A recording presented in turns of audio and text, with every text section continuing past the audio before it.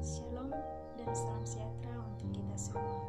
Saya atas nama Miriani Dinintasi, kelas F, jurusan Pendidikan Agama Kristen, angkatan 2019, IAKM Toraja.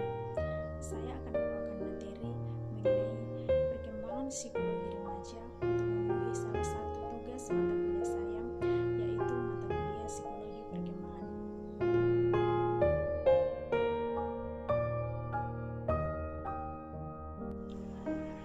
Bicara tentang remaja tentu tak lepas dari perkembangan psikologi remaja, yang mana dapat dikatakan suatu fase perkembangan yang dialami seseorang ketika memasuki usia 12-22 tahun.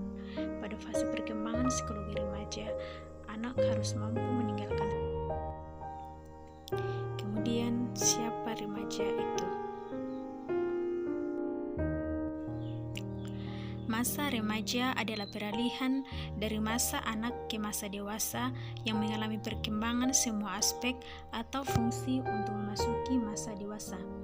Rentang waktu usia remaja ini biasanya dibedakan atas 3, yaitu 12-15 tahun adalah masa remaja awal, 15-18 tahun adalah masa remaja pertengahan, dan 18-21 tahun adalah masa remaja akhir.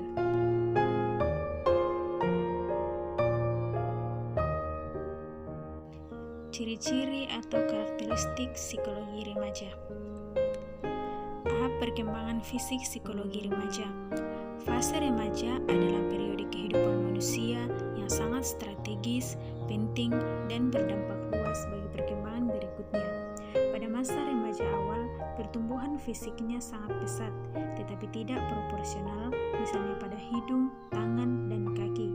Pada remaja akhir, proporsi tubuh mencapai ukuran tubuh orang dewasa dalam semua bagiannya.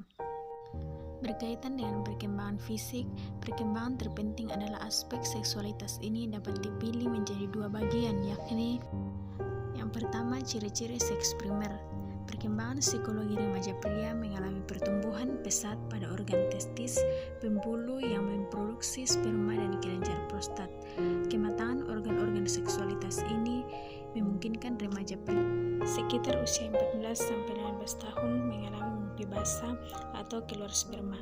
Pada remaja wanita terjadi pertumbuhan cepat pada organ rahim dan ovarium yang memproduksi ovum atau sel telur dan hormon untuk kehamilan. Akibatnya terjadilah siklus menarche atau menstruasi pertama. Siklus awal menstruasi sering diiringi dengan sakit kepala, sakit pinggang, kelelahan, depresi, dan mudah tersinggung. Yang kedua, ciri-ciri seks sekunder.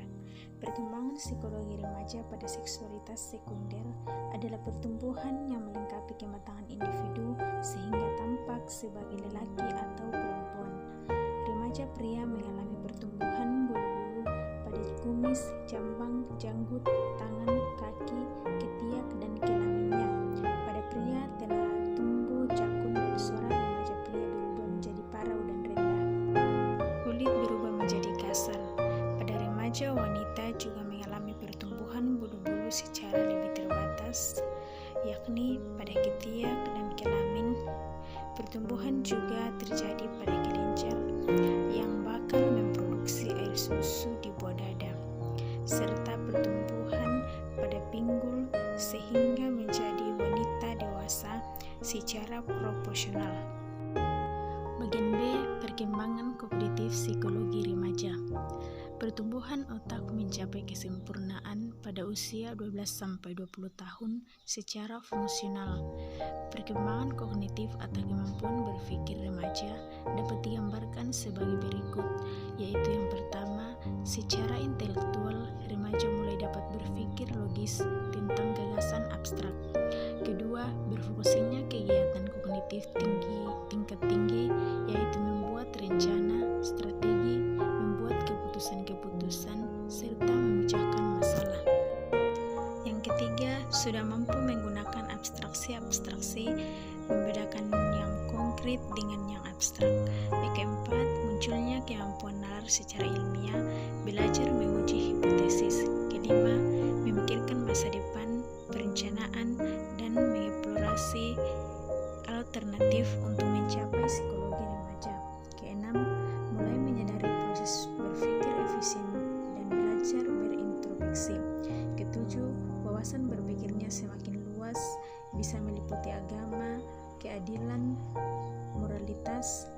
identitas atau jati diri. Ketiga, perkembangan emosi psikologi remaja. Remaja mengalami perkembangan emosi tingkat tinggi. Perkembangan emosi remaja awal menunjukkan sifat sensitif, reaktif yang kuat, emosinya bersifat negatif, dan temperamental atau mudah tersinggung, marah, sedih, dan murung. Sedangkan remaja akhir sudah mulai mampu mengendalikannya, sehingga sering mengalami akibat negatif berupa tingkah laku atau salah suai, misalnya agresif seperti melawan, keras kepala, berkelahi, dan lain-lainnya. Lari dari kenyataan atau regresif seperti suka melambung, pendiam, senang menyendiri, mengonsumsi obat penenang, minuman keras. Sedangkan remaja yang tinggal di lingkungan yang konduktif dan harmonis dapat membantu kematangan emosi remaja menjadi adekuasi atau ketepatan emosi, seperti cinta, kasih sayang, simpati, altruis, atau senang menolong, respek, sikap hormat dan menghormati orang lain, ramah, dan lain-lainnya.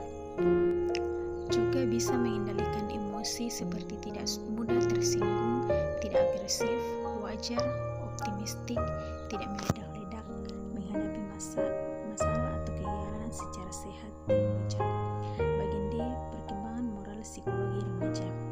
Remaja sudah mampu berperilaku yang tidak hanya mengejar kepuasan fisik saja, tetapi meningkat pada tatanan psikologis atau rasa diterima, dihargai, dan penilaian positif dari orang lain. Bagian E, perkembangan sosial psikologi remaja. Remaja telah mengalami perkembangan kemampuan untuk memahami orang lain atau social cognition dan menjalin persahabatan. Remaja memilih teman yang memiliki sifat dan kualitas psikologis yang relatif sama dengan dirinya, misalnya sama hobi, minat, sikap, nilai-nilai, dan kepribadiannya.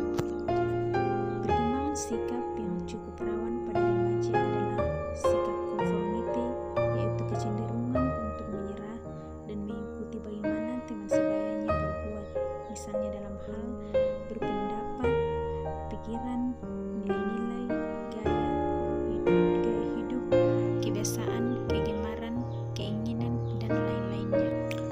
Bagian F, perkembangan kepribadian psikologi remaja. Psikologi remaja.